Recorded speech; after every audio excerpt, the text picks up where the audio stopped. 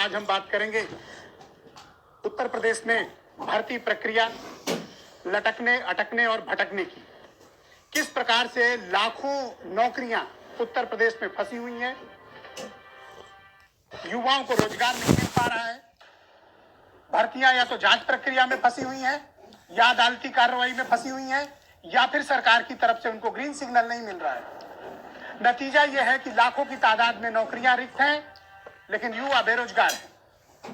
उत्तर प्रदेश में इस वक्त हालात ऐसे हैं कि लाखों की तादाद में यूथ जो कड़ी मशक्कत करके, जिसके माँ बाप अपना पेट काट के बच्चों को तैयारी कराते हैं नौकरियों में इम्तिहान के लिए, आज वो बेबस हैं और लाचार। आप कल्पना कीजिए कि जिनके बच्चे एक अदद नौकरी के लिए संघर्ष कर रहे हों और पिछले 4 सालों में उनको नौकरियों के अवसर बेहद कम मिले हों, और अगर मिले भी हों तो रोजगार की गारंटी देकर उनको बेरोजगार कर दिया जा रहा है। आखिर क्या कारण है कि उत्तर प्रदेश में कोई भी भर्ती प्रक्रिया पूरी नहीं हो पा रही है? और इसके साथ ही सिर्फ भर्ती प्रक्रिया पूर्ण होना ही इशू नहीं है, इशू यह है कि उनको अब तक कंप्लीट करने की विल पावर भी गवर्नमेंट में दिखाई नहीं देती है। यह सर्वाधिक चिंता का विषय है।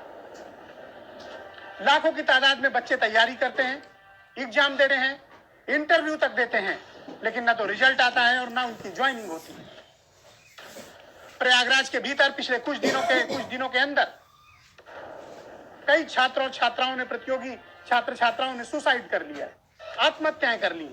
वो अवसाद में है, डिप्रेशन में है, वो अकेले रहते हैं, किसी से बात भी नहीं कर पाते हैं, उनके माँ बाप उनकी तकलीफों को भी नहीं साझा कर पाते हैं अपने माता पिता से कि क्या मुंह लेकर वो जाएंगे जब उनको रोजगार नहीं मिल रहा है, उनको नौकरी नहीं मिल रही है। सालों से तैयारी कर रहे होते हैं, लेकिन नतीजा नौकरियां नहीं मिलती। उत्तर प्रदेश के भीतर विभिन्न डिपार्टमेंट में, तकरीबन 84 डिपार्टमेंट में लाखों पद रिक्त पड़े हुए हैं।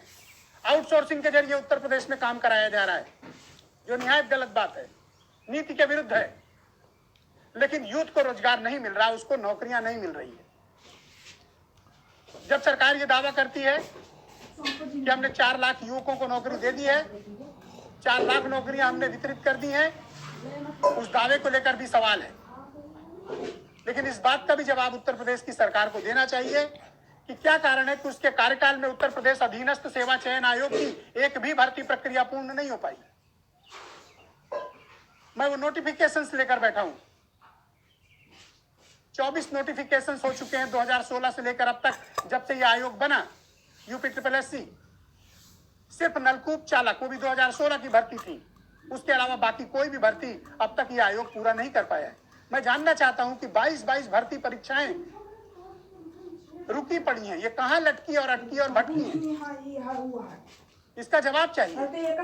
एक आयोग इस बात के लिए बना है कि वो नौकरी दे, ना कि इस बात के लिए कि वो भर्तियों को लटकाए, अटकाए और भटकाए।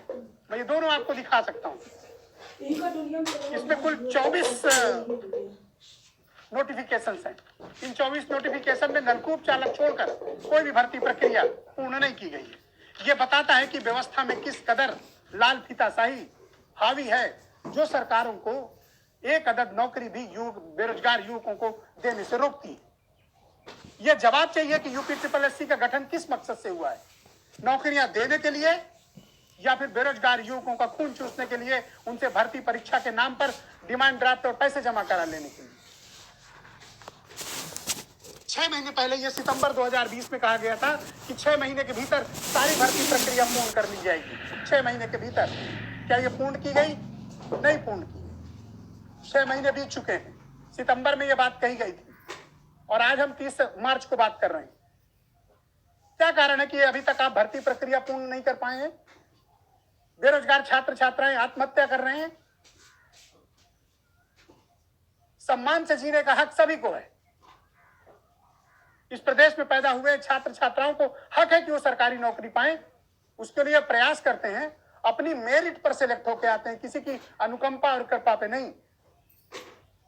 अपना आत्मसम्मान, अपने स्वाभिमान, अपनी कड़ी मेहनत, संघर्ष, अपने माँ बाप के परिश्रम, उनके आशीर्वाद और कठोर परिश्रम की पराकाष्ठा वो करते हैं। किसी प्रतियोगी छात्र छात्रा की तकलीफ आप समझ नहीं सकते हैं बहनों भाइयों जब तक कि आप उससे गुजरे ना हो। एक अदद छोटे से कमरे में 4-4 बच्चे रहते हैं, खिचड़ी खाकर पूरा साल निकालते हैं, वो घंटों पढ़ाई करते हैं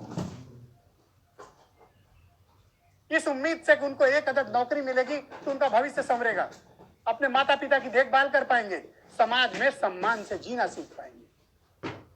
पर हो क्या रहा है? मैनिफेस्टो में तो वादा किया था कि 70 लाख लोगों को रोजगार मिलेगा।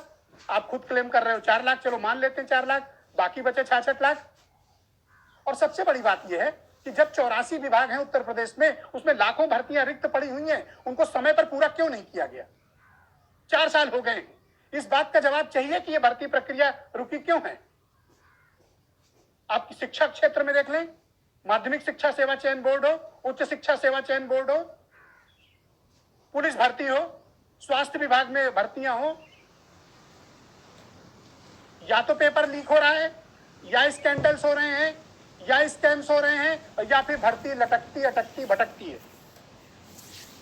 क्या कारण है कि यूपी SSSC 23 नोटिफिकेशन अपने उनकी परीक्षाओं को पूर्ण नहीं कर पाया? इसका जवाब देना चाहिए। अपने उनकी परीक्षाओं को पूर्ण नहीं कर पाया, इसका जवाब देना चाहिए। बेरोजगारी एक बड़ी समस्या है। लोगों को रोजगार नहीं मिलेगा तो उनका जीवन कैसे चलेगा?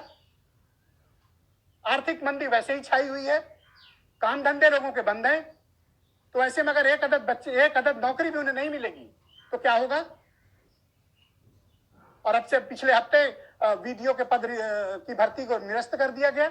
अब आप बताइए कि जिन बच्चों ने 3 साल पहले वो एग्जाम दिए होंगे, अब उनका क्या होगा?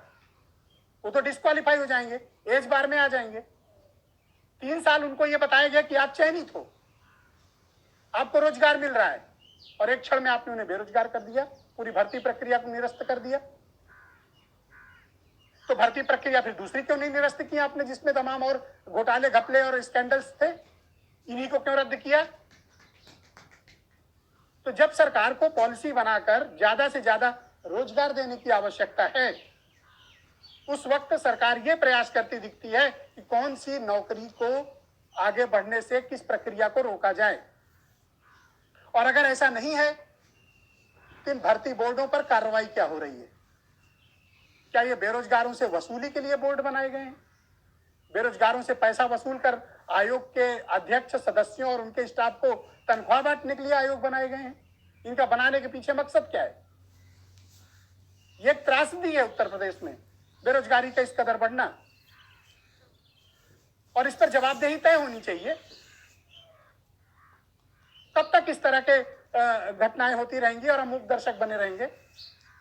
सरकार को इस पर जवाब देना चाहिए आगे आकर कि क्या कारण है कि भर्ती की प्रक्रिया रुकी हुई है, और क्या कारण है कि उत्तर प्रदेश अधीनस्थ सेवा चयन आयोग जो समूह ग यानी क्लास 3 की भर्ती करता है, वो कोई भी भर्ती प्रक्रिया पूर्ण क्यों नहीं कर पा रहा है?